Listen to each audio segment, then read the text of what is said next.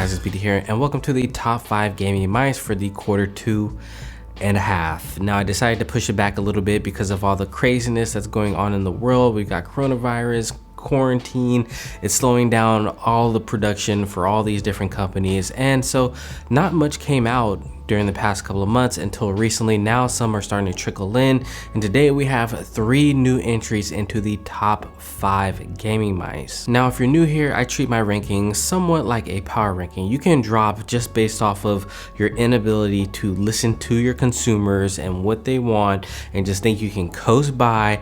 It's not getting past me. Your ranking is going to drop no matter how good your mouse is. So today we're going to get into all the nitty gritty. We're going to hurt some feelings today in this top 5 list. Hopefully your mouse is on there, and yeah, we've got some interesting choices for today, so let's jump into it. Coming in at number 5, we have the Endgame XM1. Now this was a mouse that when it first came out, it had a lot of issues with the rubber cord and the feet were too thin.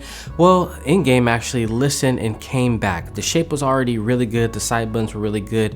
They worked on their mouse 1 and 2 buttons, and those are fixed. The scroll wheel feels great. And the reason why I put it as number 5 is that it is one of the best claw grip mice, if not the best, that you can buy in terms of comfort. It has a very low center of gravity, making it exceptional for controlling it. The PTFE feet are buttery smooth on it. It's just an all-around great mouse to use if you're a claw grip user, and because it has those little hips on the side, you can also fingertip grip this as well, and it is a star performer. They also put a paracord on it this time instead of the rubber cord, so I can only commend them for actually upgrading their mouse. The XM1 is also 70 gram, and it is very well balanced. It is an amazing mouse, definitely worth checking out, especially if you are a claw grip user. So great job Endgame. Coming in at number 4, we have the G Wolves Hati-S. Now the original one had some issues with control for me because the front end was just a little bit too high, but now they fixed that with the smaller version of that mouse. This is a direct competitor to the Ultralight 2. It's a little bit thicker width wise, so it's going to be way more comfortable than the Ultralight 2 if you felt like the cramp town was a little bit too tiny for you. They also shortened it a little bit compared to the Ultralight 2 as well. So this makes it an amazing mouse for claw grip or fingertip grip. Whether you're a large-handed person, a medium-handed person, or a small-handed person, this mouse, I'm confident, if your claw or fingertip, will fit you. It's coming in at 50 grams. It's really well balanced. It's got a lot to love about it. The mouse 1 and 2 are great. The side buttons are some of the best that I've ever put my hands on. The scroll wheel feels great. There's no rattle. There's no creakiness on the shell.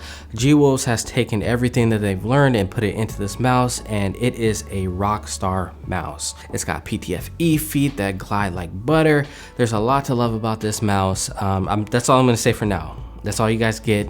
I'm putting it at number 4. I want to put this on your guys' radar, but be on the lookout for the review for the Hati-S.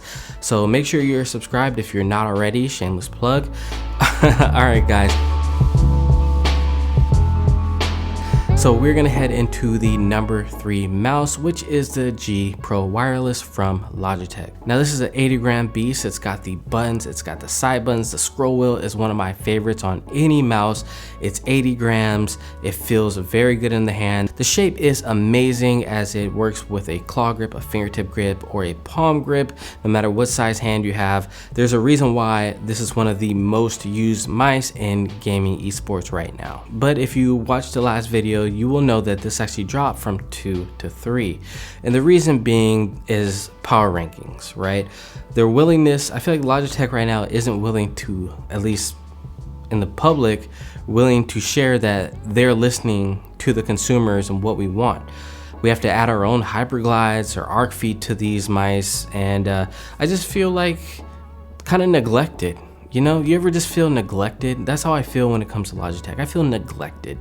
We need I don't even care about the weight, okay? But I don't even care if they came out with a new mouse. All I care about is that they put some PTFE feet on this mouse. Like, revamp the mouse, you know, revamp it. Just put some new feet on there. Be like, look, we came out with an upgraded version of it. Here you go. We're now making it with these feet. They glide like butter. I'd be happy. I love this mouse. It's very well balanced. It feels great in the hand. I always come back to it, but it's just that one little thing that I feel like it would be easy for them to do. And I just want to make this clear, when I say like PTFE, I mean 100% version PTFE, the good stuff. Not this trashy stuff with carbon in it and all this other crap. Who knows what they're doing with it. But anyways, and they're thin, and anyways, this is always a solid performer. I think it's still running for around $130 to $150, so it's not too badly priced. It's a very safe choice for a lot of people out there, and so it still gets a high recommendation, but it does drop a little bit because Logitech just needs to listen to us. All right, coming in at number 2, we have another new entry. Now this is coming from the company, the people's champ, the one that we all love, Glorious, the Model D minus. I had to ask Glorious if it was okay to put that in here because the actual official review hasn't come out. But I do want to say, if you did pre-order this mouse, all I gotta say is, oh yeah. Now normally if you guys know me, I don't really mess around with ergo mice.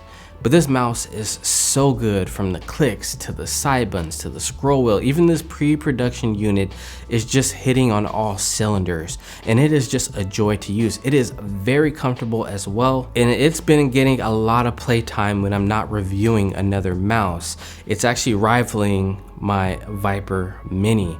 That's how good this mouse is.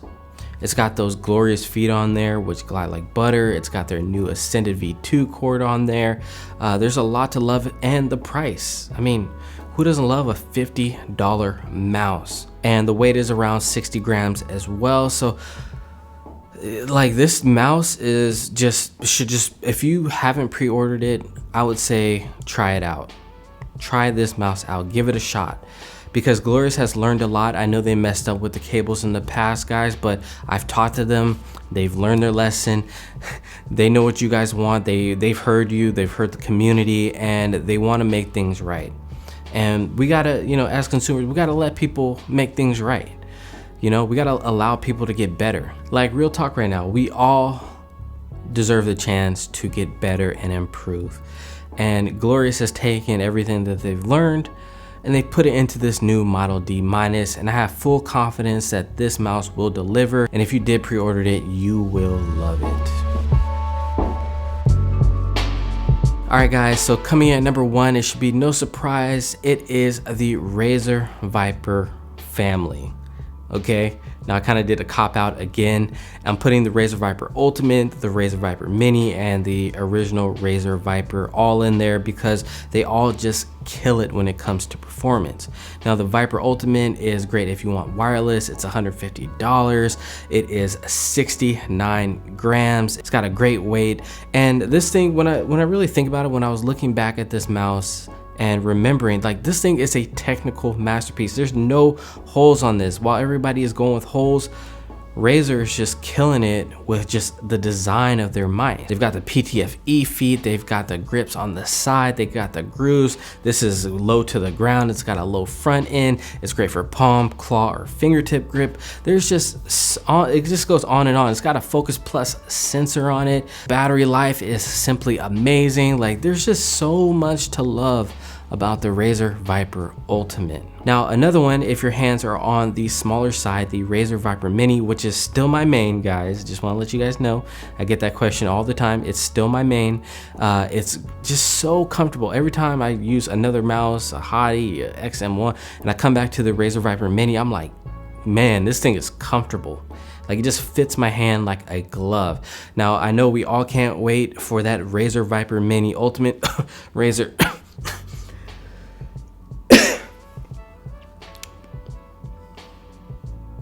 seriously, for me personally, that is my in-game mouse. If they put a Focus Plus sensor on there, it's over.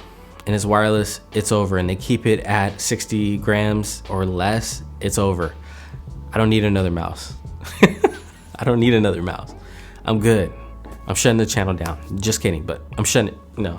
And then you've got the original Razer Viper that is, I think, roughly $60 or $70 right now. It's 69 grams, and it is a killer mouse if you are a medium to large-handed user. So Razer Viper family is just an amazing set of mice. They are the top dogs right now, and I want to see like more pros try the Razer Viper. Ultimate. Like, I really want to see what pros can do with it. Do they see a difference? I know there's a lot of Logitech sponsors out there, but I just want to see how much they can push that mouse. Alright guys, that's gonna do it for my top 5 gaming mice for the quarter 2.5. I love y'all. Thank you guys for all the support. It has been your boy BT. It's been my pleasure. I'll see you in the next one. Peace. And don't forget to subscribe.